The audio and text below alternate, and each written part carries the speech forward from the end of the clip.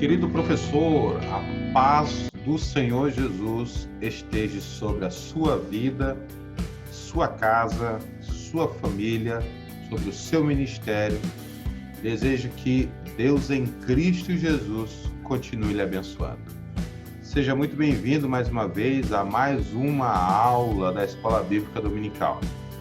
E sempre reforçando a ideia de que sempre é um prazer poder estar contribuindo com o maravilhoso ensino da palavra, da inefável, da inerrante palavra de Deus.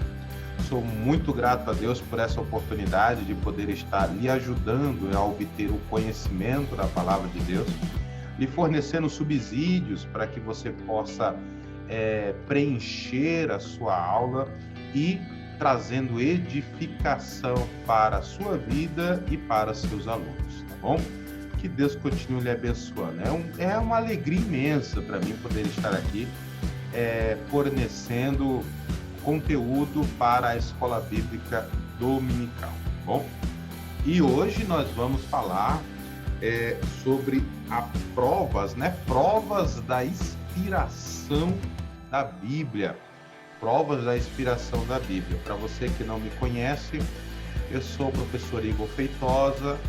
Nós fornecemos conteúdo da Escola Bíblica Dominical, conteúdos teológicos, curiosidade bíblica. Damos aula de teologia particular para alguns alunos daqui de Boa Vista e para alunos de fora do estado de Roraima também. Então, nós sempre trabalhamos nesta área, tá bom? Então, que Deus te abençoe e vamos à nossa aula de hoje, né? A aula Provas da Inspiração Divina. Se você ainda não é inscrito no nosso canal, você pode se inscrever no nosso canal, tá bom? Tem uma opção aí escrito assim, inscreva-se. Né? Você clicando nesse botão, ao lado desse botão tem um sininho. Clica no sininho e escolha a opção Todas. Esta opção Todas, o YouTube vai lhe notificar todas as vezes que nós postarmos um conteúdo novo, para que você possa estar acompanhando o canal, tá bom? Indique esta aula para outros professores que você conhece, lá naquele grupo do WhatsApp, lá no seu Facebook. Compartilhe com outras pessoas, deixe o seu comentário aí embaixo, a sua opinião sobre o assunto, se você gostou, se você não gostou, o que falta melhorar, tá bom? E a nossa intenção aqui é trazer um subsídio, ou seja, não só uma explicação da lição em um todo, como também algo a mais que possa preencher aí a sua aula, tá bom? Lembrando você, querido professor, que nós fornecemos todo o conteúdo que será apresentado aqui.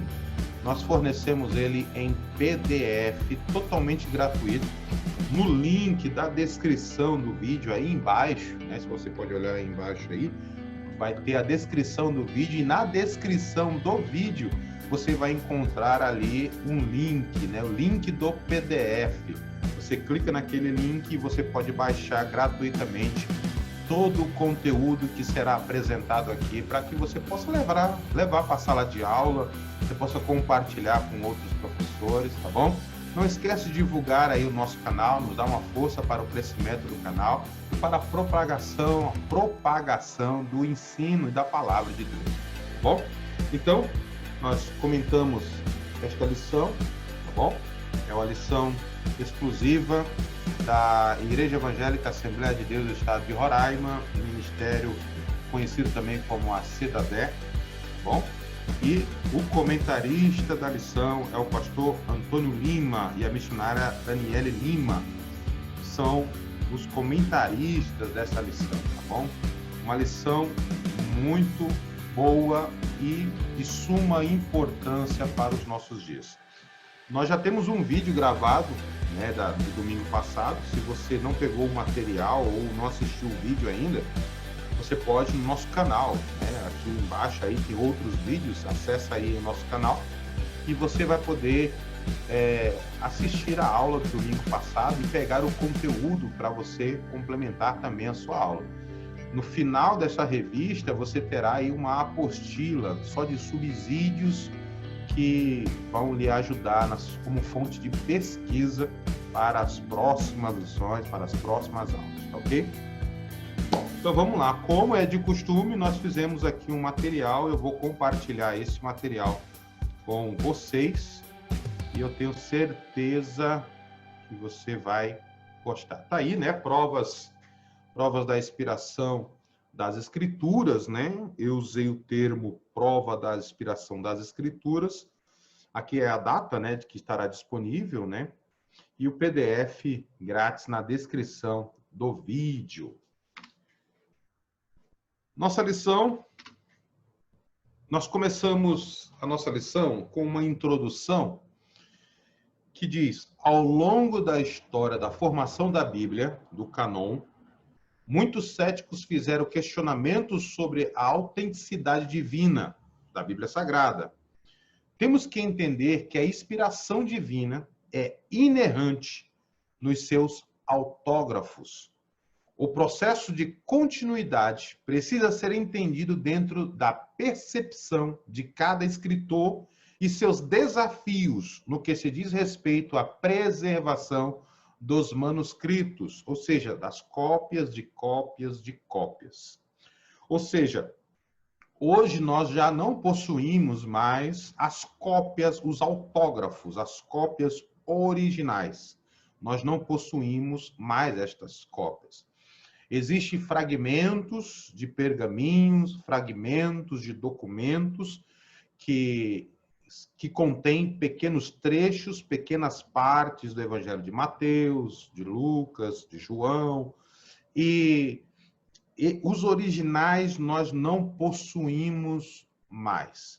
O processo de compilação ao longo da história da igreja veio através de homens que quiseram preservar aqueles escritos por serem considerados documentos sagrados, documentos santos, que eram documentos de homens que foram inspirados por Deus, como Moisés, Josué, né, e outros do Antigo Testamento. E esses homens, os copistas, eles reproduziram esses documentos, fazendo cópias de cópias de cópias. Mas requer um estudo um pouco mais aprofundado na questão do desenvolvimento literário dos livros da Bíblia Sagrada e as suas divergências no que se diz respeito a traduções, né? Porque Deus se utilizou de homens. Homens não eram anjos quem estava escrevendo. Eram homens. Homens possuem as suas limitações, sendo ela de visão, sendo ela de audição, sendo ela algo que poderia dificultar aí a transcrever ou a copiar de forma fidedigna o texto. Mas isso requer um assunto mais aprofundado e eu lhe convido a estudar um pouco mais sobre esta questão das compilações, né? Das cópias de cópias de cópias. Um assunto mais voltado à questão dos professores para o aperfeiçoamento do conhecimento nesta área. Tá bom? Então fica a pergunta no ar, né? Então, podemos ter confiança nas Escrituras como palavra de Deus? Né? Será que podemos confiar na Bíblia Sagrada? Podemos confiar nas Escrituras, mesmo ela tendo sido fruto não só da inspiração divina, da revelação divina, da iluminação divina, mas também de cópias, de cópias, de cópias, de cópias, até os dias de hoje, ou seja, em torno de aproximadamente 1.500 a 1.600 anos, aproximadamente. Será que podemos confiar no material, né? No material que nós temos hoje? Será que podemos confiar nesses 66 livros que compõem o cânon, né? A Bíblia Sagrada? E a resposta é um sonoro, um grito bem alto de sim. podemos ter confiança nas Escrituras. Podemos ter confiança nas Escrituras, porque a sua origem, a sua fonte de emanação não é o homem, mas é o próprio Deus. Deus é a fonte de toda a inspiração do Antigo e do Novo Testamento, que ao longo do tempo foi canonizado pelos padrões estabelecidos para a canonização e que hoje compõe os 66 livros da Bíblia Sagrada. Então, podemos ter confiança nas Sagradas Escrituras? Sim, podemos ter confiança nas Sagradas Escrituras, e é exatamente este o assunto que nós iremos mostrar hoje, tá bom? Provas da inspiração bíblica. Vamos lá a uma definição de inspiração. Vamos tratar aqui agora sobre a etimologia desta palavra e as suas implicações. A segunda carta que Paulo escreve a Timóteo, no capítulo 3, no versículo 16 ao versículo 17, diz: toda a escritura divinamente inspirada é proveitosa para ensinar, para redarguir, para corrigir, para instruir em justiça, para que o homem de Deus seja perfeito e perfeitamente instruído para toda boa obra. Né? Esta é uma versão que nós encontramos na Almeida, Revista Atualizada. Dentro do que se diz respeito à gramática grega, à construção do texto literário, do texto grego, esta é a versão mais coerente com o que o original nos diz. E eu explico exatamente por isso. Eu estou com a garganta ruim, por isso que de vez em quando eu vou devido às aulas durante a semana. Mas esta versão é a mais coerente, tá bom? Vamos explicar aqui alguns pormenores do grego. Diz: toda a escritura é inspirada por Deus, né? Versículo 16 da Almeida Revista Atualizada. A palavra grega, aqui traduzida por inspirada por Deus, ou divinamente inspirada, é theopneustos. Ela só aparece uma vez na Bíblia, vindo de duas palavras gregas, ou seja, a theopneustos, ela é composta por duas palavras do grego, né? Theos, que significa Deus, e pneu, que significa respirar, soprar. Isso significa que o texto sagrado foi soprado por Deus, né? Até aqui nós estamos ainda indo um pouco mais devagar, tá bom? Ainda dentro das definições do que se diz respeito ao texto grego, 2 Timóteo 3,16, ainda, aqui está o texto grego, né? Este aqui é o texto grego. Você está vendo aí com essas desenhozinhos aí meio esquisito. Aí é o grego, né? O grego koiné, que é o grego antigo da época, tá? E eu transliterei aqui apenas essa primeira parte, né? Passagrafê pneustos, ou passagraf pneustos, né? Como alguns preferem falar. A palavra teopneustia significa inspiração divina da Bíblia. Segundo o Dicionário Contemporâneo de Língua Portuguesa, de Caldas Aulet, o termo quer dizer inspiração divina que presidiu a redação das sagradas escrituras, tá bom? Então, nós vamos nos aprofundando aqui um pouquinho mais sobre essa questão da construção do texto grego. Ainda dentro das definições do texto grego, nós temos aí a mesma expressão, né? Passagrafí pneustos kai ofílimos. Toda a escritura divinamente inspirada é proveitosa. Esta construção é a melhor e mais coerente, por quê? Porque exatamente nós temos uma conjunção. O que é esta conjunção? Essa conjunção ela está no meio de dois adjetivos que faz menção, faz referência às qualidades que a palavra de Deus possui. Kai, essa palavra Kai, é exatamente uma representação da nossa palavra, da nossa letrinha E do nosso vocabulário, né? A, B, C, D, E, né? Essa letrinha, tá? A, E, I, O, U, né?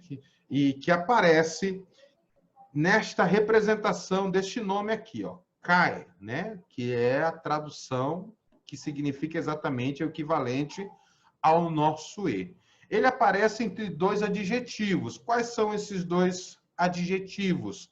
Theopneustos e ófilemos, né? Ófilemos, theopneustos. Então, tá aqui, ó, a letrinha é bem aqui, ó, né? Kai. Kai tá bem aqui. Isso significa que o apóstolo está afirmando duas verdades sobre a Escritura, a saber, divinamente inspirada e proveitosa. E não somente uma dessas duas coisas.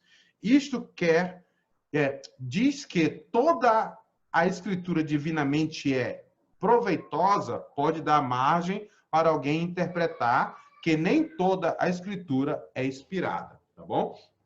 Por que nós preferimos a Almeida Revista Atualizada? Por questão de elaboração do texto grego, né? Por que nós preferimos isso?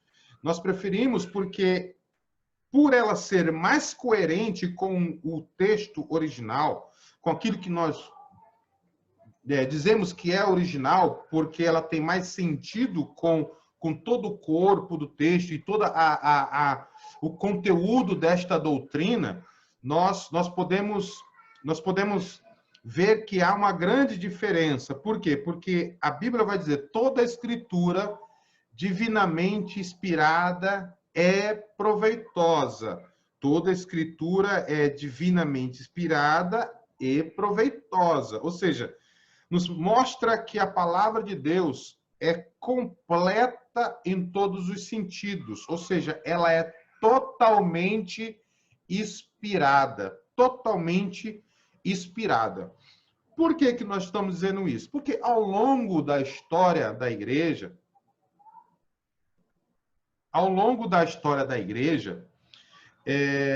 surgiram e surge, tem até hoje, muitas pessoas que dizem, não, a Bíblia Sagrada, que na realidade é um produto da mente humana, que foi adulterado por Roma, que foi criado exatamente para aprisionar as pessoas dentro do sistema religioso, é a ideologia mais moderna que nós temos hoje. Mas ao longo da história da igreja, os pais da igreja tiveram que lidar muito com essas ideias, que muitos diziam que a Bíblia Sagrada não era completamente inspirada, mas ela continha, né, a palavra de Deus. Outros diziam, não, ela é parcialmente inspirada, né? Tem trechos da Bíblia que não são inspirados, mas nós cremos e entendemos por esta doutrina que, exatamente por esta proximidade do texto grego, que a Bíblia Sagrada, na sua totalidade, é inspirada.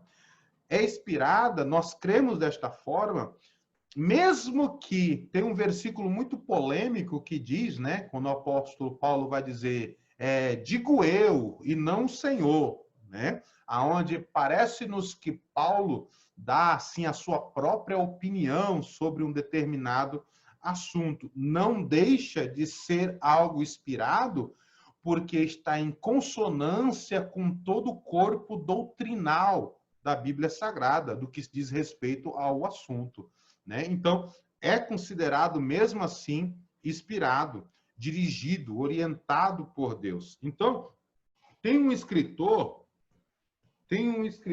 que ele... esse escritor aqui, Carta aos Romanos, Karl Barth, né? Esse escritor aqui, não sei se dá para você ver, né, Carta aos Romanos, né, de Karl Barth, ele não crê na totalidade da inspiração da Bíblia Sagrada. Para ele, a Bíblia contém, né, a Bíblia contém, este livro aqui contém a palavra de Deus, mas não é a totalidade a palavra de Deus. Então, por isso que nós optamos mais por esta versão, porque ela tem essa conjunção que fica entre dois adjetivos, né? Inspirada e proveitosa, né? Theos pneustos e ofílimos, né? Que nos faz entender a sua totalidade. Ou seja, a Bíblia ela é totalmente inspirada, não é partes inspirada, não é só um pedaço que é inspirada, não é só uma pequena perícope que é inspirada, não são só trechos da Bíblia que é inspirado, mas ela é inspirada por completo, tá bom? Vamos nos aprofundando aqui um pouquinho mais. Aqui, ainda dentro das definições de inspiração, nos diz aqui, né?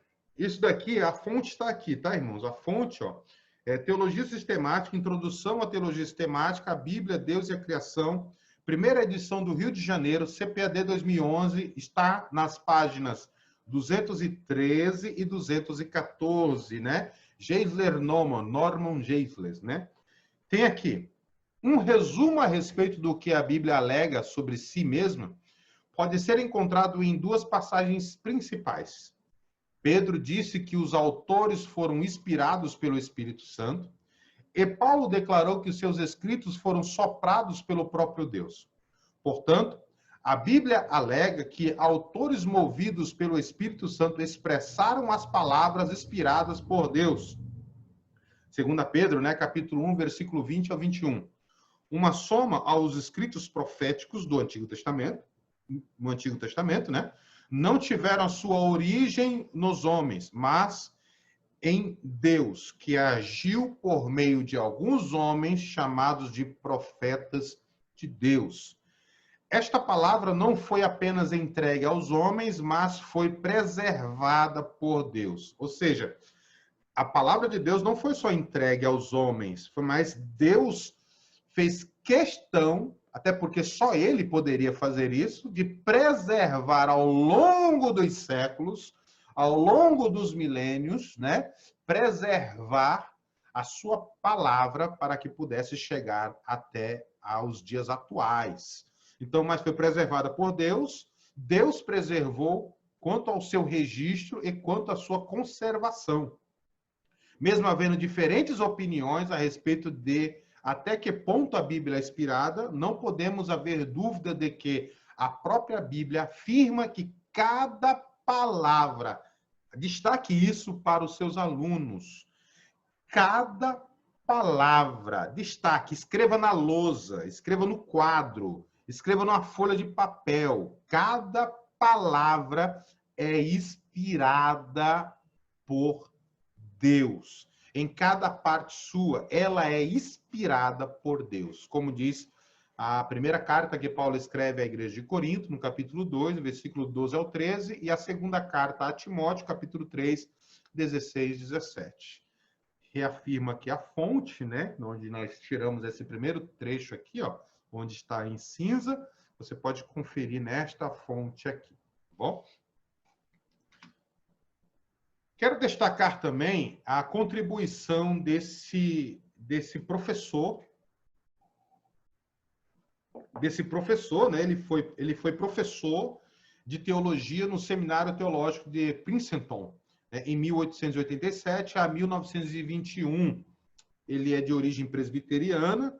É óbvio que nós sabemos que o segmento teológico da presbiteriana ele é voltado ao que eles dizem que é a teologia reformada, né, que é do calvinismo, né?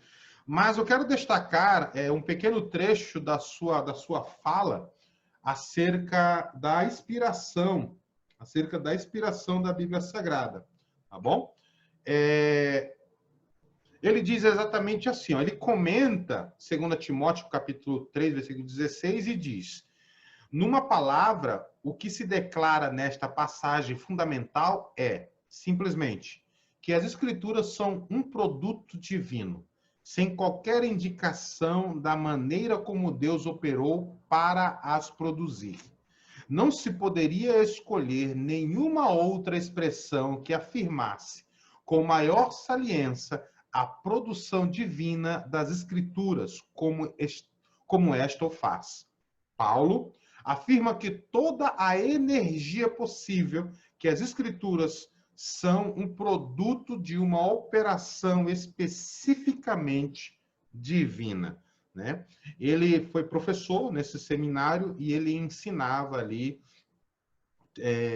teologia, principalmente dentro do Novo Testamento, tá bom?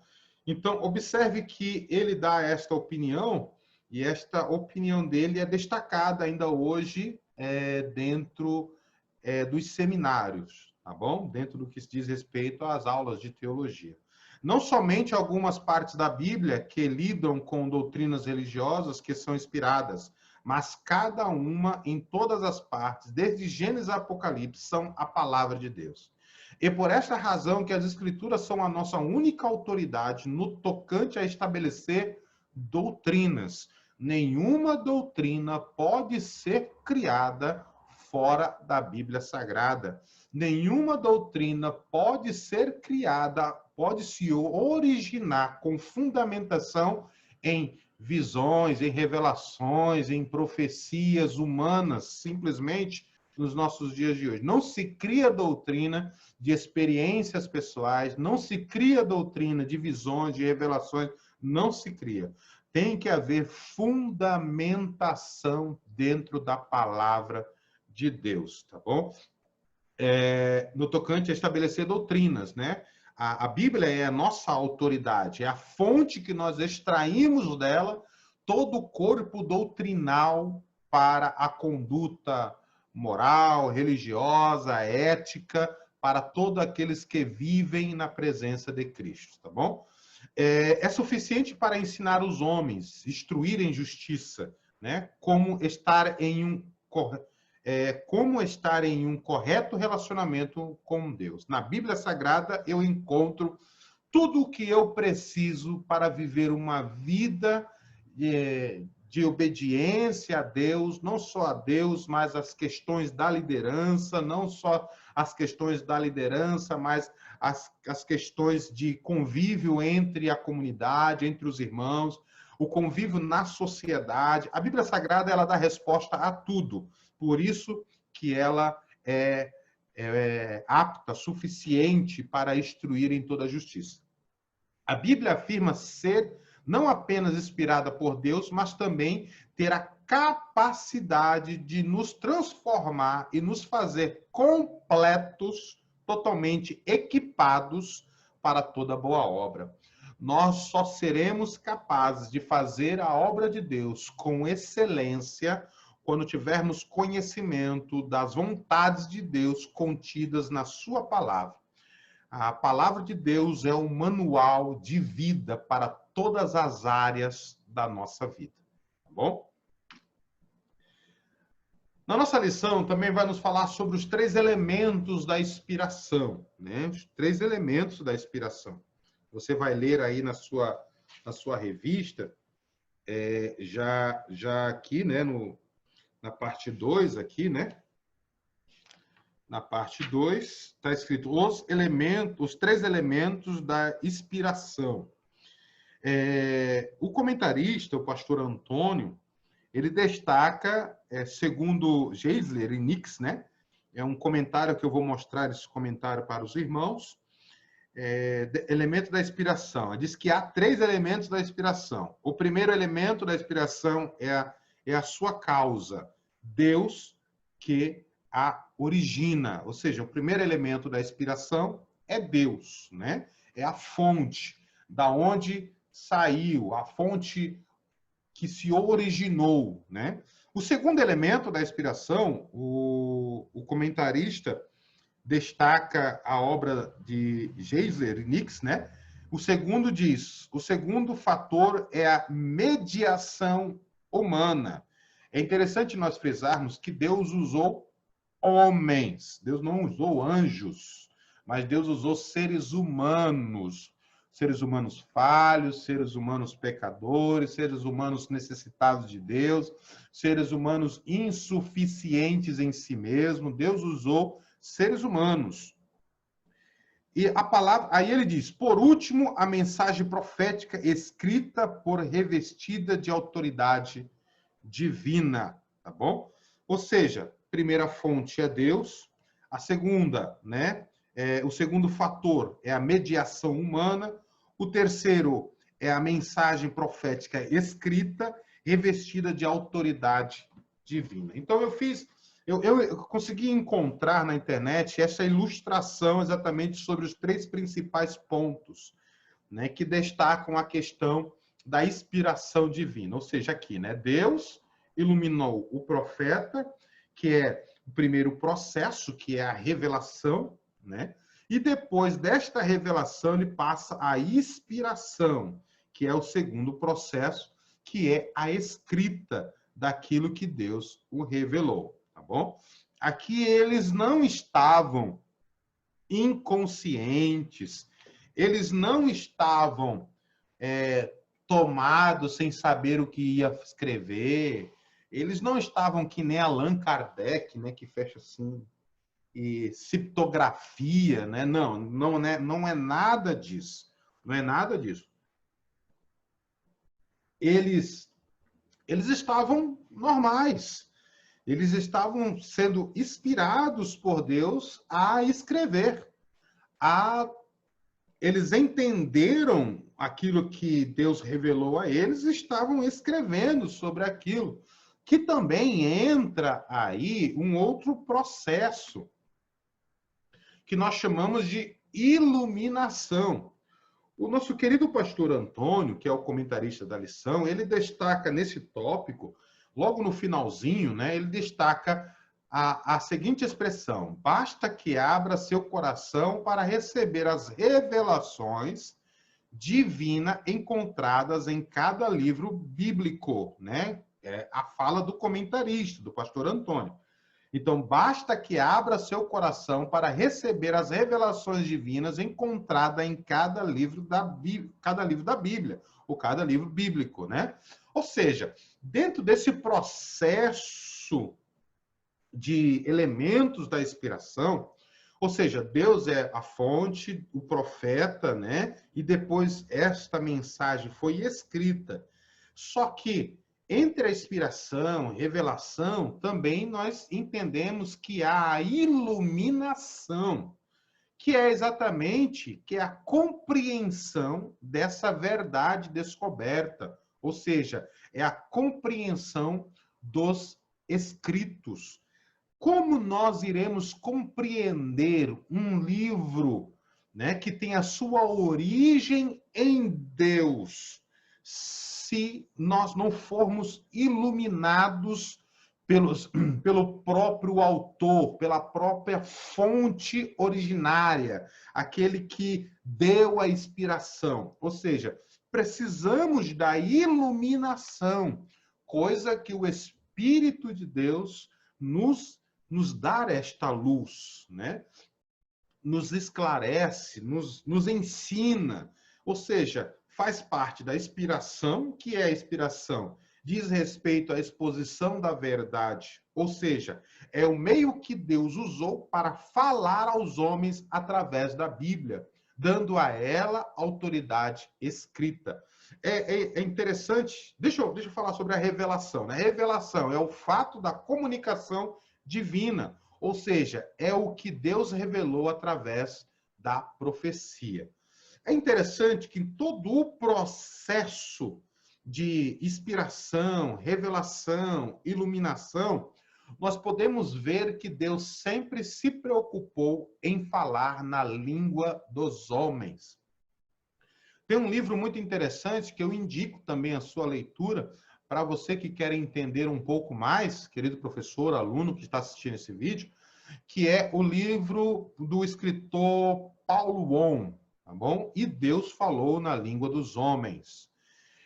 É muito bom, tá ok? Ele traz toda a questão literária, as expressões linguísticas que Deus se preocupou em trazer para a comunicação com os seres humanos. Deus não falou de forma angelical, Deus não falou de forma divina, mas Deus foi lá na linguagem do homem e usou a linguagem do homem para se comunicar com o homem, para que o homem passasse a conhecer as suas verdades. Ou seja, Deus se revelou ao homem na língua dos homens, né? Isso é o processo da revelação de Deus. Nós sabemos que Deus se revela através da natureza, Deus se revelou através de Jesus, né? A natureza que é a criação de Deus. Deus se revelou através do Senhor Jesus, né? Da pessoa do seu Filho, e hoje Deus se revela até nós através das suas palavras que foram escritas, né? Ao longo da história da igreja. Então, o processo de iluminação nos faz compreender e entender o que nós estamos lendo. A compreensão, o entendimento daquilo que nós estamos lendo é fundamental para a nossa conduta e nossa saúde espiritual diante de Deus. Se você tem dificuldade em compreender a Bíblia Sagrada, não faça apenas um curso de teologia, mas peça a Deus a iluminação para que você possa compreender com mais veracidade a palavra de Deus, tá bom? Avançando um pouco mais, essa parte aqui, ela é muito magnífica, né? Ao longo da história da igreja, a igreja sofreu muitos ataques de céticos, né? Tem um livro aqui que eu quero também indicar, além de outros que eu quero indicar aos irmãos a leitura. Esse daqui, ó, de Norman Geisler, Ronaldo M. Brooks, né? Resposta, não sei se vai dar para os irmãos ver, que eu acho que a telinha está pequena aí no canto, né? Mas diz assim, resposta aos céticos. Saiba como responder questionamentos sobre a fé cristã. Pensa num livro excelente. É da editora CPAD, onde você vai encontrar neste livro aqui as respostas para as principais críticas que os céticos fazem acerca de Jesus, acerca da Bíblia Sagrada, acerca do uso do Antigo Testamento no Novo Testamento. Um livro também muito bom de você comprar ou adquirir para a sua biblioteca é exatamente aquele que diz o uso do Antigo Testamento no Novo Testamento. Como a igreja primitiva utilizava-se do Antigo Testamento para poder ler, estudar, meditar, né? Como Paulo orienta a Timóteo, dizendo que desde pequeno ele já sabia as sagradas letras, né? Que fazendo menção ao Antigo Testamento, né? A Torá, os profetas, os salmos, né? Então, esses livros são muito bons para que você possa adquirir.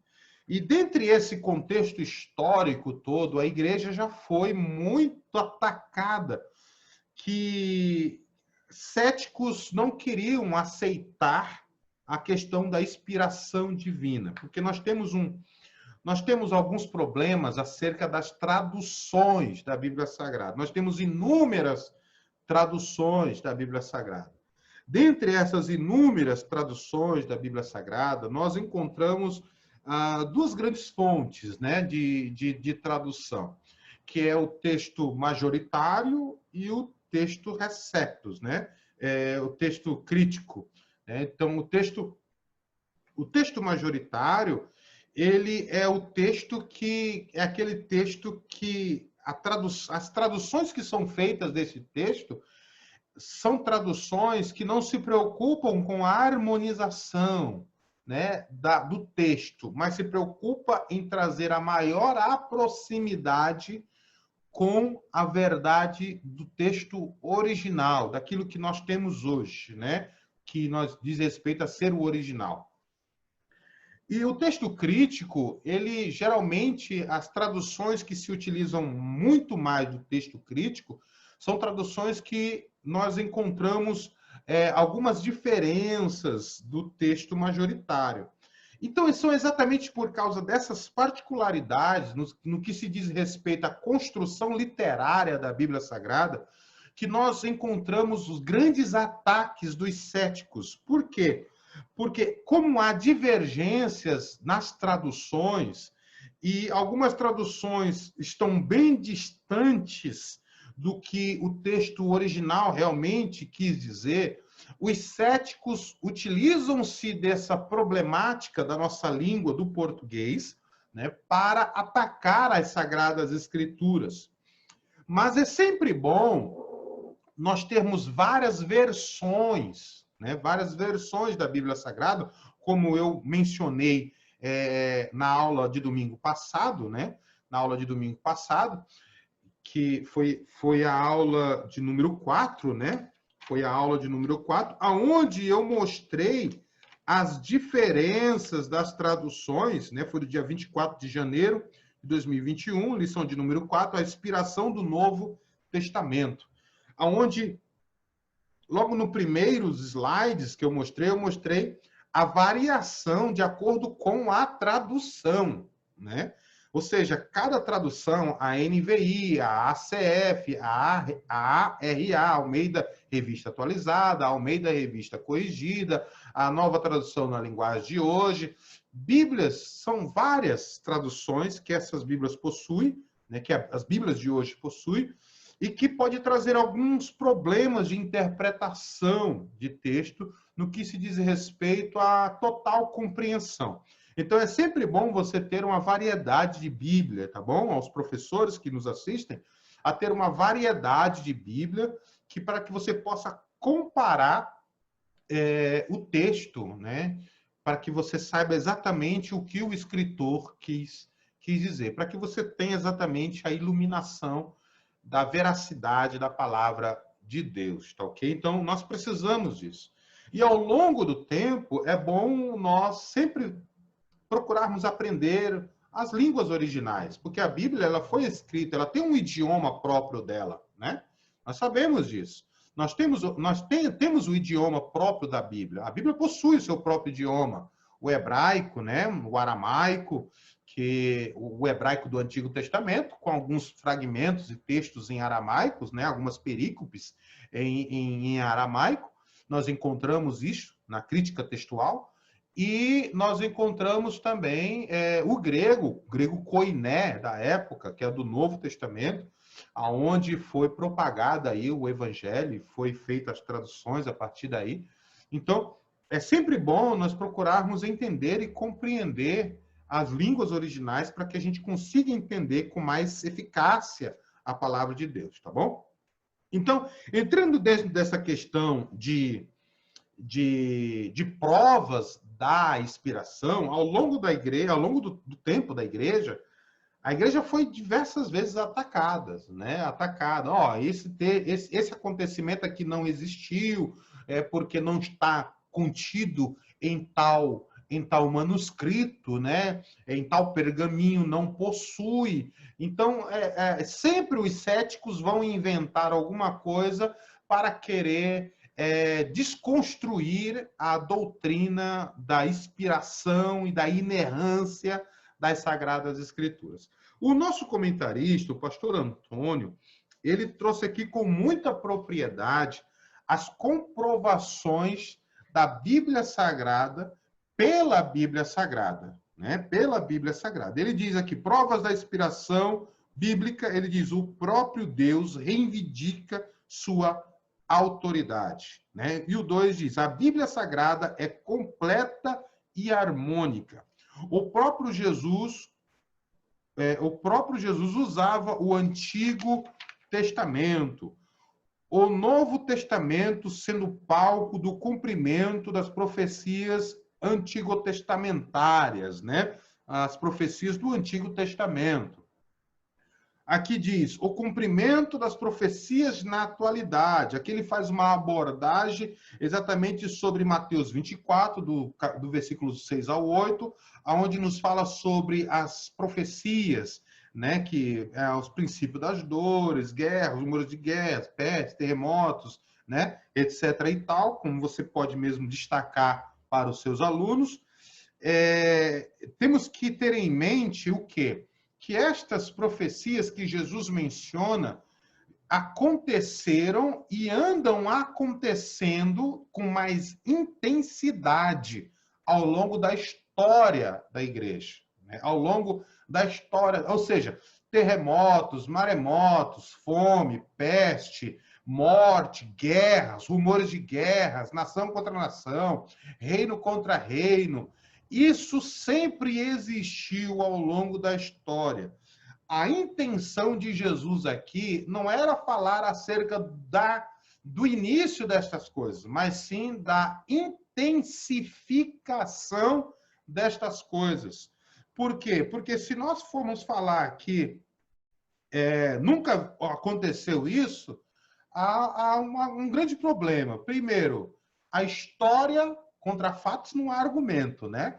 A história vai nos dizer que ao longo da história, né, podemos pegar aí do ano do ano 1, né, depois de Cristo, o ano 70 depois de Cristo, né, o primeiro século, o segundo século, o terceiro século, o quarto século, quinto século.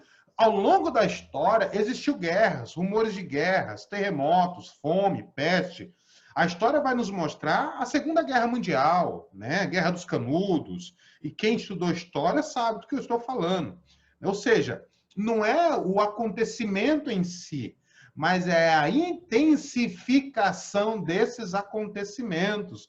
Ou seja, o espaço entre um acontecimento e outro se torna cada vez menor. Isso é exatamente o que Cristo quis dizer.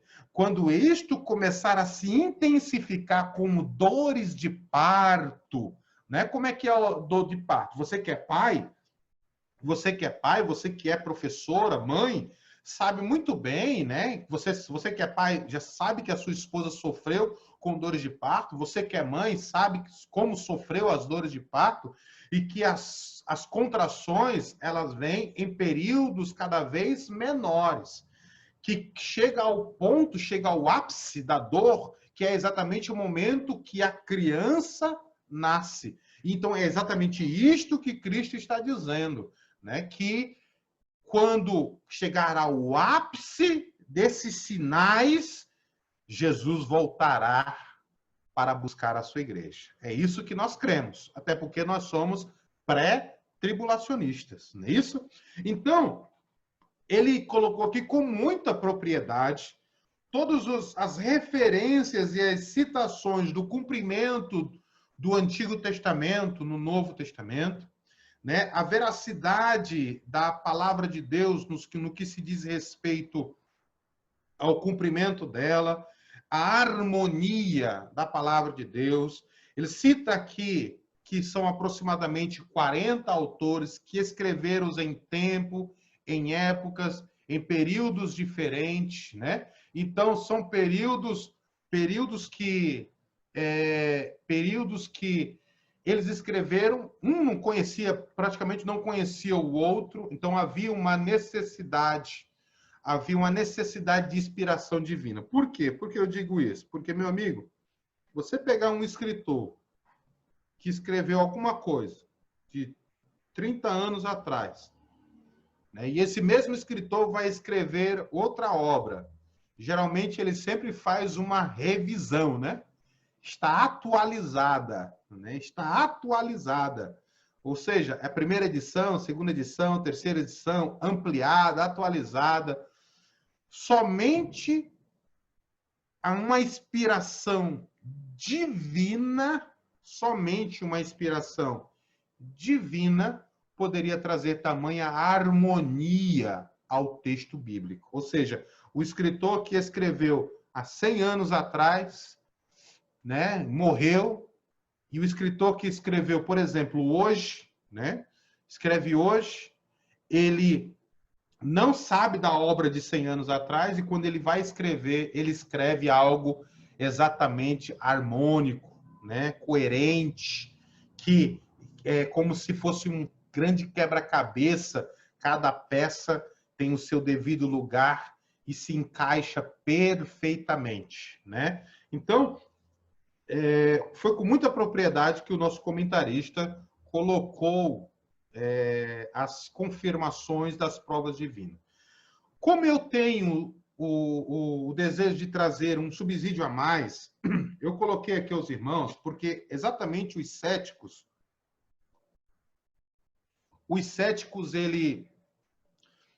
como eles não acreditam na veracidade total da Bíblia Sagrada, alguns dizem que a Bíblia Sagrada não é inspirada totalmente, outra é só uma parte. Então, os céticos eles usam muito essa argumentação para não dar crédito, mesmo que você use a própria Bíblia para falar sobre a Bíblia.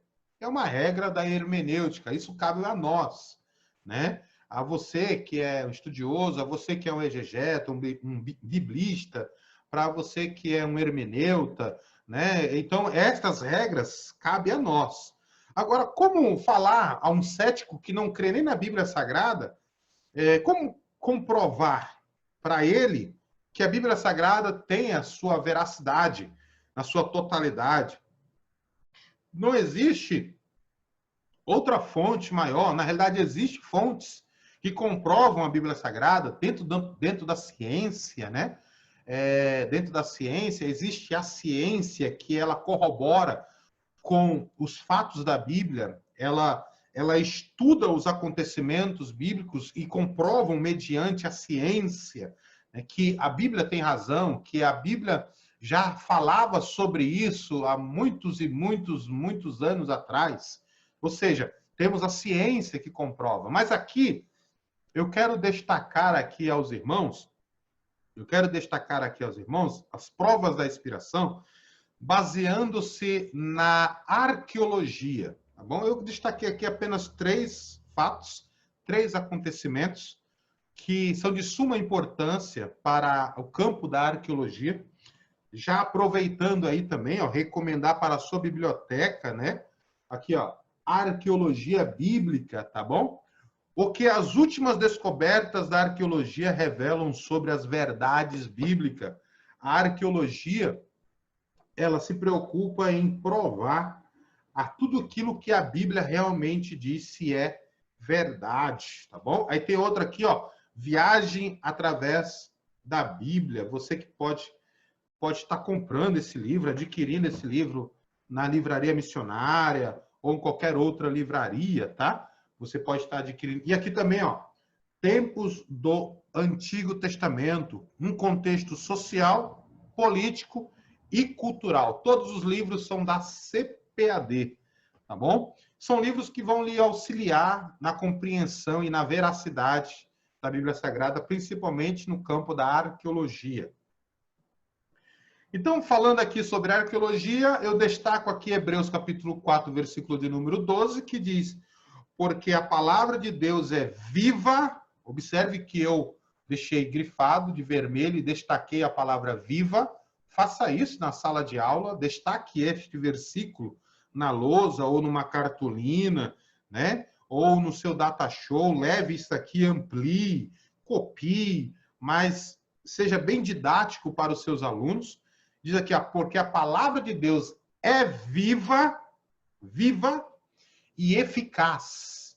É mais penetrante de qualquer espada de 2 gumes e penetra até a divisão da alma e do espírito e das juntas e medula, e é apta para discernir. A palavra de Deus tem discernimento. Por isso que ela é viva. Os pensamentos e intenções do coração. Aqui nós vamos trazer aqui alguma coisa.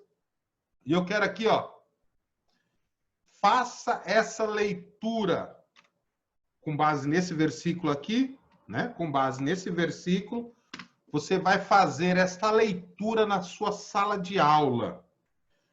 Leia não peça para os seus alunos ler, a não ser que tenha um aluno que tenha uma boa leitura, tá bom?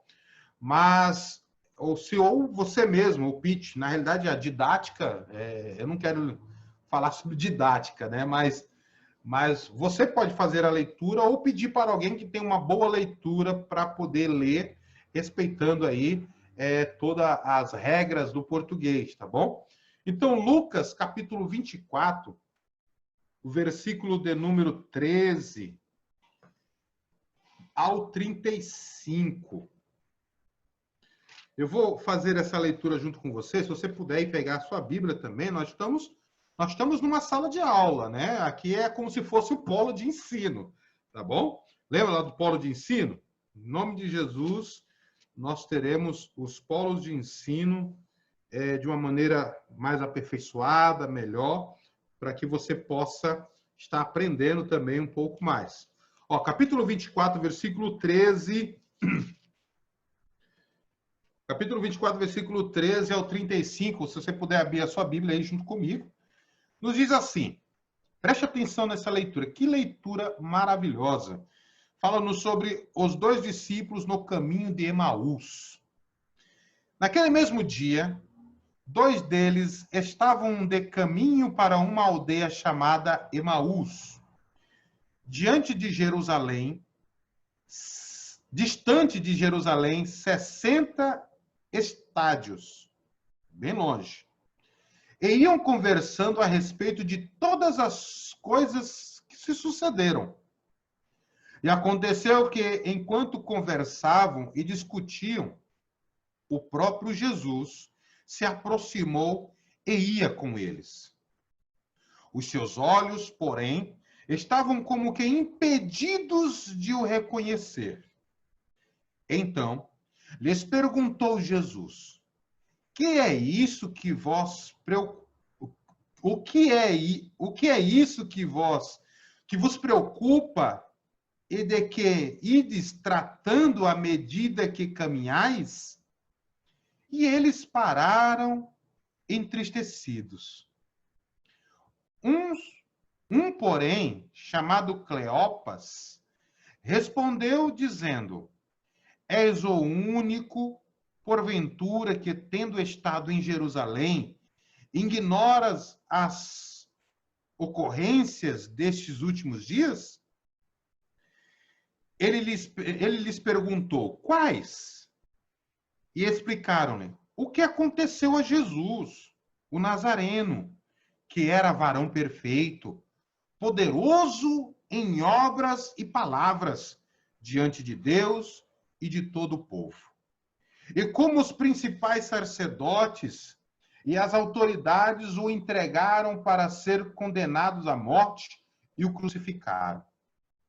Ora, nós esperávamos que fosse ele que havia de redimir a Israel. Mas, depois de tudo isso, é já o terceiro dia desde que tais coisas sucederam. É verdade também que algumas mulheres das que conosco estavam nos surpreenderam, tendo ido de madrugada ao túmulo, e não achando o corpo de Jesus, voltaram dizendo terem tido uma visão de um anjo, a visão de anjos, os quais afirmavam que ele vive. De fato, alguns dos nossos foram ao sepulcro e verificaram a exatidão do que disseram as mulheres, mas não o viram. Então, lhes disse Jesus: ó nércios e tardos de coração, para crer tudo o que os profetas disseram. Jesus exclamou aqui, glória a Deus. Porventura, não convinha que o Cristo padecesse e se entregasse na sua glória? E entrasse, né, melhor dizendo, e entrasse na sua glória?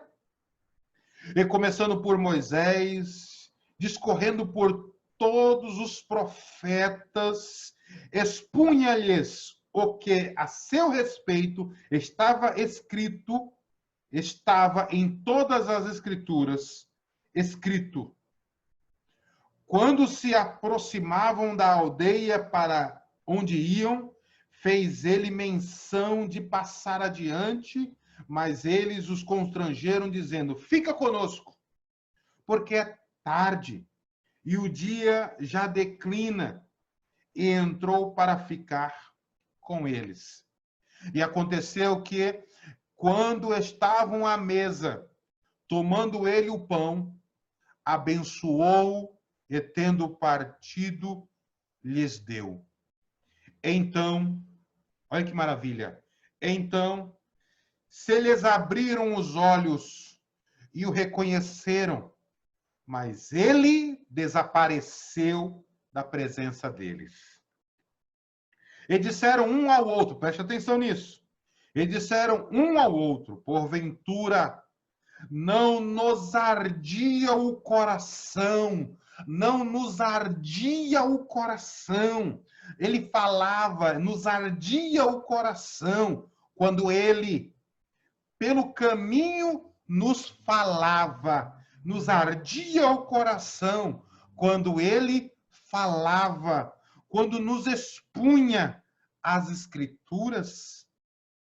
E na mesma hora, levantando-se, voltaram para Jerusalém, onde acharam reunido o 11 e os outros com eles, os quais diziam: o Senhor ressuscitou e já apareceu a Simão. Então os dois contaram o que lhes acontecera no caminho e como fora por eles reconhecidos no partir do pão. Oh, glória a Deus! No partir do pão. Quero destacar aqui algumas perícopes, algumas pequenos versículos, 24, 22 ao 23. Observe. E é verdade que também algumas mulheres dentre nós maravilharam, as quais de madrugada foram ao sepulcro e, não achando o seu corpo, voltaram dizendo que também tinham visto uma visão de anjos que diziam que ele vive. Versículo 27, e começando por Moisés e por todos os profetas, explicava-lhes o que dele se achava em todas as Escrituras. Versículo 32, e disseram um para o outro: porventura não ardia em nós o nosso coração, quando pelo caminho nos falava, e quando nos abria as Escrituras? Olha que maravilha! O texto de Hebreus, capítulo 4, versículo de número 12, vai nos dizer exatamente que porque a palavra de Deus é viva e eficaz. Vai nos falar exatamente que os dois discípulos que estavam a caminho de Emaús, quando eles se depararam com a exposição das Sagradas Escrituras, começando de Moisés, dos profetas, você vai ver que eles sentiam que o seu coração ardia, queimava, esquentava, tinha chama dentro dos seus corações. Por quê? Porque quem estava falando com eles era Jesus. O Jesus que foi morto, mas o Jesus que está vivo. E vivo para todos sempre. A palavra de Deus, ela tem vida, porque Jesus é vivo desde a eternidade. Ele já existia na eternidade. E ele existe até os dias de hoje, vivo. Por isso que a palavra de Deus é viva e eficaz. Fazendo menção do texto grego, eu destaco essa palavrinha do grego aqui, ó, zoen. Alguns traduzem como zoen, outros traduzem como zon, né? Ou seja, essa palavra de Deus, ela é viva. Ela é viva não porque possui vida em si mesmo. Ela não possui vida em si mesmo. Ela possui não só vida em si mesma, mas como ela produz vida por onde ela passa. nos faz lembrar daquela passagem de Ezequiel. Aquela passagem de Ezequiel, capítulo 37, que o profeta profetiza as palavras que Deus ordenou para ele, profetizando as palavras que Deus ordenou a ele, as coisas no vale de ossos secos começam a acontecer. E quando ele vai ver, já é um exército que está de pé, com vida. Por quê? Porque a palavra de Deus é zoe. A palavra de Deus sendo zoe, ela possui vida, possuindo vida, ela transmite vida. Por quê? Porque Jesus é a pedra viva.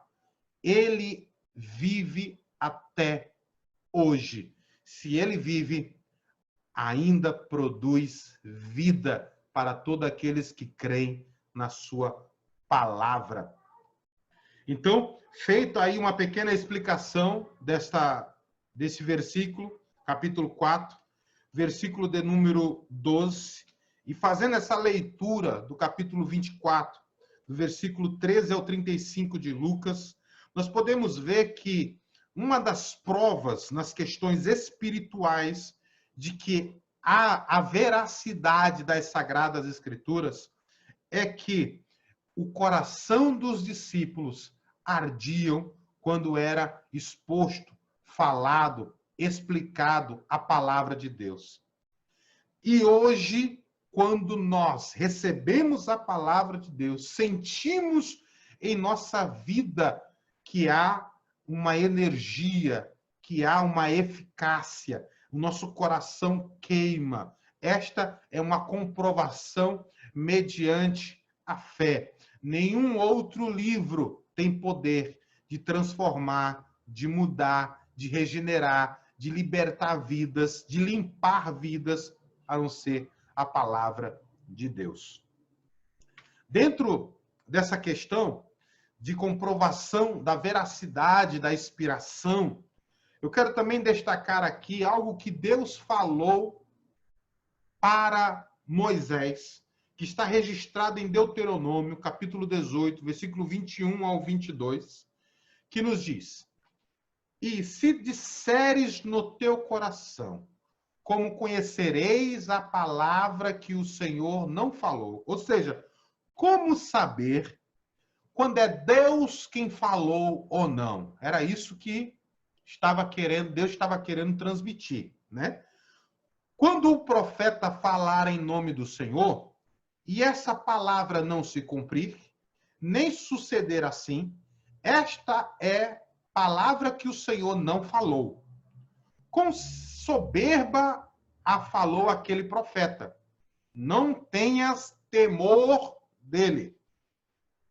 Aqui era a orientação de Deus acerca da veracidade para se comprovar aquilo que Deus havia dito, se era Deus ou não.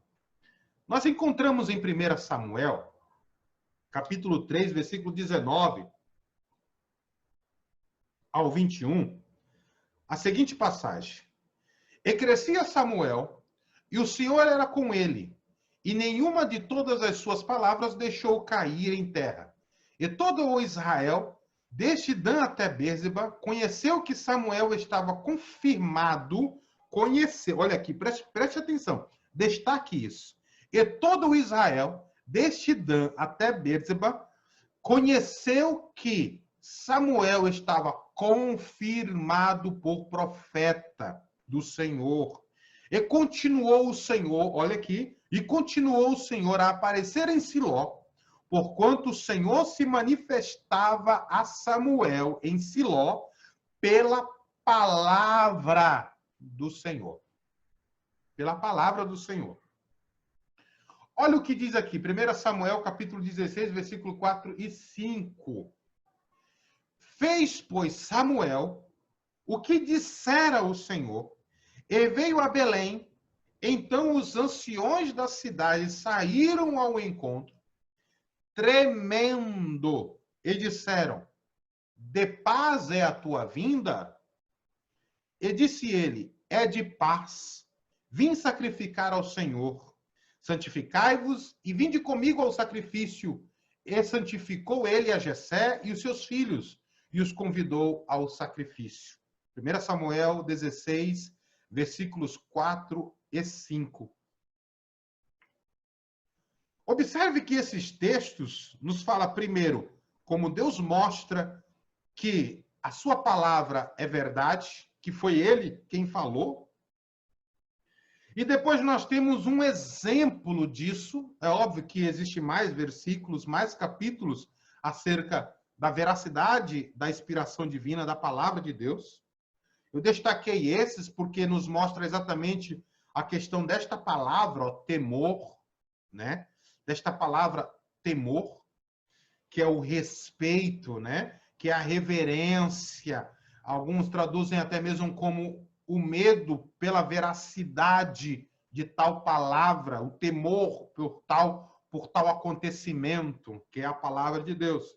E nós vemos que Deus confirmara Samuel como profeta e que de nenhuma das palavras que Deus dera a Samuel caiu por terra, e que todo Israel, de Dan até Béziba, todo Israel, todo o território, né, creu e reconheceu que Samuel estava sendo confirmado como profeta. Por quê? Porque tudo que Deus havia dito havia se cumprido, se concretizado. E depois nós vemos o quê? O temor dos anciões. Porque, segundo a cultura da época, os anciões ficavam nas portas das cidades, nas entradas da cidade. Porque era ali onde era tomado conselho, era ali onde as pessoas iam até os anciões, que eram homens respeitados da época. Então, quando eles avistaram Samuel chegando, os anciões da cidade logo saíram ao encontro, e o texto nos diz, tremendo, com temor.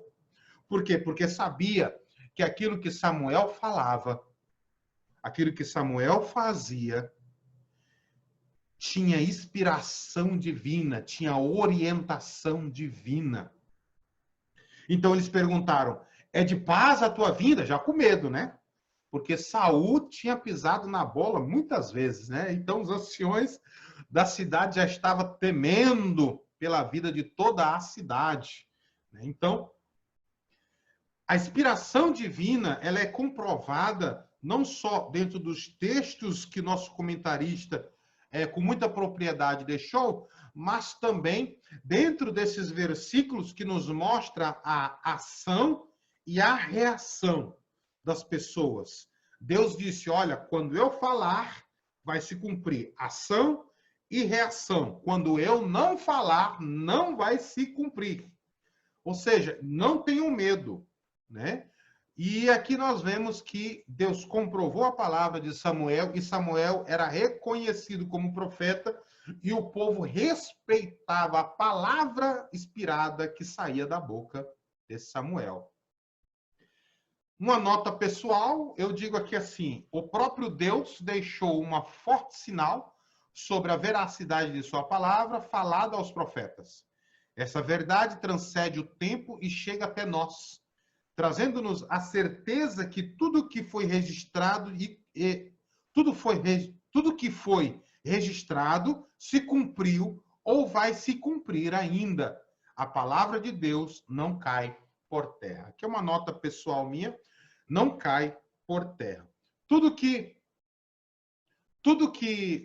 foi falado na Bíblia Sagrada, tudo que foi registrado na Bíblia Sagrada, não cai por terra. Não cai por terra. Ou se cumpriu, ou vai se cumprir ao longo da história. Por quê? Porque foi a palavra de Deus. A palavra de Deus transcende tempos, né? Dentro dos atributos, das características divinas, ele é transcendente. Ele transcende tempos, né? Ou seja, Deus, ele é o princípio, é o fim. Alfa, o ômega, né? Ele está lá no princípio ainda, né? No Bereshit, Bara, Elohim, no princípio criou Deus. Deus ainda está lá no princípio e Deus já está lá nos novos céus, na nova terra. Deus já sabe como vai terminar, Deus já está vivendo o futuro, Deus já está vivendo a glorificação total, a consumação dos séculos, né? Então, a palavra, se Deus transcende o tempo, a sua palavra também. A mesma palavra lá em Gênesis, ela continua tendo a eficácia e a total revelação e iluminação para a igreja de hoje, ok? Então, quero trazer aqui, ainda para nós estarmos encerrando, tá bom? Já estamos com bastante tempo aí de gravação, quase 1h30 já, né? Provas da inspiração dentro da arqueologia. Para os céticos, tudo isso que a gente usou e falou dentro da Bíblia Sagrada, para eles não serve, né? Porque para eles a Bíblia Sagrada também é uma fraude. Mas quando nós partimos para a área da arqueologia, a arqueologia ela corrobora com a veracidade da Bíblia Sagrada. Os locais, os fatos, os acontecimentos, né? As pessoas, as personagens, né, que são citadas na Bíblia, a arqueologia comprova.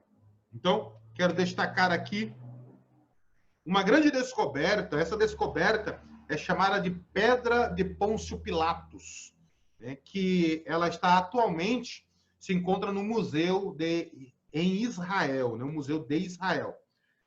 E aqui traz uma pequena história, né? E quando escavava, em 1961, um teatro construído por Herodes, o Grande, em Cesareia, em Israel, uma equipe de arqueólogos descobriu uma pedra. Ela possuía uma descrição na lateral com os dizeres: Pôncio Pilatos, prefeito da Judéia, a dedica.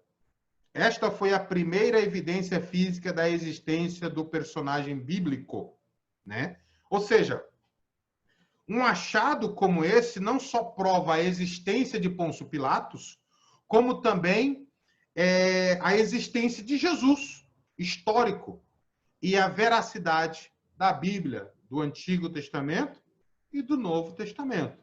Por quê? Porque toda a narrativa histórica que está contido nos evangelhos, Mateus, Marcos, Lucas e João, eles viviam em termos de período, eles viviam exatamente sobre o Antigo Testamento. A narração bibliográfica da historicidade de Jesus que é classificado como Novo Testamento. Mas a vivência, a cultura, as atitudes, o pensamento, a sociedade da época, o período da época era o Antigo Testamento. Então, se Pôncio Pilatos existiu, fala-nos também sobre o Jesus histórico, que a história comprova acerca do Jesus histórico. Flávio Joséfo comprova acerca do Jesus histórico. Outros que existiram na época comprovam acerca do Jesus histórico. Não só Jesus, mas também uma localidade geográfica, Judéia, né? Judéia, então, Jesus andou por esses lados também. Então, comprova-se que existia Pôncio Pilatos, comprova-se que existia a localidade geográfica denominada Judéia, né? Ou seja, esse grande personagem na Bíblia Sagrada comprovam exatamente os períodos em que Jesus viveu. Uma outra prova aqui também é o reservatório de Siloé, né? No livro de João, na Bíblia, após a curar um cego de nascença, Jesus lava os olhos deste com as águas do reservatório de Siloé. A comunidade acadêmica acreditava que João não estava fazendo uma referência a um local de verdade, e sim usando conceitos religiosos ou conceito religioso para ilustrar a passagem. No entanto, em 2005, um grupo de encanadores encontrou a reserva de água na cidade velha de Jerusalém. Encontramos o reservatório de Siloé, exatamente onde João disse que ela estava, afirma James Charlewood, especialista no Novo Testamento. Observe, a arqueologia faz da confiabilidade à Bíblia Sagrada no que se diz respeito também ao tanque, ao reservatório de Siloé, quando Jesus curou aquele cego com o lodo, né? Criou aquela argila, aquele barro e colocou nos olhos do cego e ordenou a ele, vai e lava-se no tanque de Siloé. Então, dentro do mundo acadêmico, há muitos acadêmicos céticos que não acreditam na veracidade das citações da Bíblia Sagrada. E aí vem a arqueologia e mostra para esses céticos que realmente existiu o tanque de Siloé, coisa que Jesus mandou o cego se lavar para voltar a enxergar. Né? Olha aí que maravilha, né? A arqueologia mostrando que a inspiração das Sagradas Escrituras tem a sua veracidade, né? É comprovada.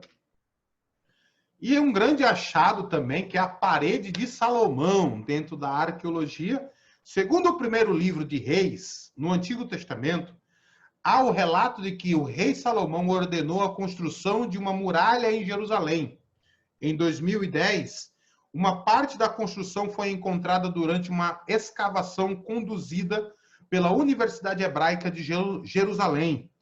A muralha possuía 70 metros de comprimento e 6 metros de altura, e, além dela, foram escavadas uma guarita de segurança e uma torre. Ou seja, a arqueologia comprovando que a muralha que Salomão ordenou a construção, lá em primeiro livro dos Reis, né? Tinha bastante tempo, né? Bastante tempo. E eu fico maravilhado, irmãos, com isso, porque nós vemos que o que nós possuímos hoje é realmente a palavra de Deus. A arqueologia foi lá e disse, não, o que está registrado na Bíblia Sagrada para o terror dos céticos, né? É verdade. Ou seja, a arqueologia comprovando a veracidade da Bíblia Sagrada. Amém, queridos? Ficamos por aqui. Eu quero fazer aqui agora, finalizar, fazer aqui apenas algumas indicações de leitura para você. São indicações de leitura e são também conteúdos biográficos que nós utilizamos para fazer esse material, que você pode estar consultando o material, imprimindo, baixando no tablet, no seu notebook, no seu computador, no seu celular, para você poder acompanhar aí as aulas e poder preencher aí a sua aula, tá bom? Faço a indicação desses dois grandes livros, Introdução Bíblica, Como a Bíblia Chegou até Nós, Norman Geisler e William Nix, né? Tá aqui, Editora Vida, um ótimo livro, tá bom? O Mundo do Antigo Testamento, da Editora Vida, também é uma excelente obra para que você possa estar adquirindo. Também deixo aqui a Arqueologia das Terras da Bíblia 2, se você puder adquirir o 1 e o 2, da Editora Paulus, um livro acadêmico, tá? Uma linguagem um pouco mais acadêmica, para falar sobre a veracidade da Bíblia Sagrada. Manual de Arqueologia Bíblica, de Thomas Nelson, também é muito bom, para que você possa ver e constatar que a arqueologia corrobora com o que a Bíblia diz. Arqueologia Bíblica, né, da editora CPAD, também muito bom para o estudo da Palavra de Deus. Repetir de novo ali, né, mas na PDF eu vou tirar. A Bíblia e a Arqueologia, também muito bom. Não sei se você vai encontrar esta edição, mas talvez você encontre uma edição já atualizada, né? Uma edição melhorada, tá bom? Aqui ele faz o destaque de um cilindro, né? Cilindro de Ciro, cilindro siriaco, se eu não me engano, aonde nesse cilindro tem a assinatura de Ciro, né? É muito interessante essa descoberta. E a Bíblia e a Arqueologia da Vida Nova, também você pode estar adquirindo, que vai lhe auxiliar no entendimento sobre a questão da arqueologia que ela comprova os fatos da Bíblia Sagrada, tá ok? Nos vemos na próxima aula, né? Vamos falar sobre o cânon sagrado, vamos falar sobre a canonicidade bíblica. Como os 66 livros chegou até nós? Quais são os critérios para que eles se tornem considerados inspirados, canônicos, tá ok? Então, eu espero que você tenha gostado da aula de hoje. 1h30 de aula, dá para aprender bastante coisa. Eu sei que você não tem todo esse tempo dentro da sua sala de aula, mas faça um bom proveito do material que está aí embaixo disponível para você para download, tá bom? Se você quiser reproduzir, entregar para os seus alunos, distribuir para os seus professores, é sempre um prazer poder estar contribuindo. Um abraço forte, que a paz de Cristo Jesus esteja sobre a sua vida e ficamos por aqui. Shalom, Adonai, Hulei Traot. A paz do Senhor e até breve. Nos vemos na próxima aula. Fique com Deus.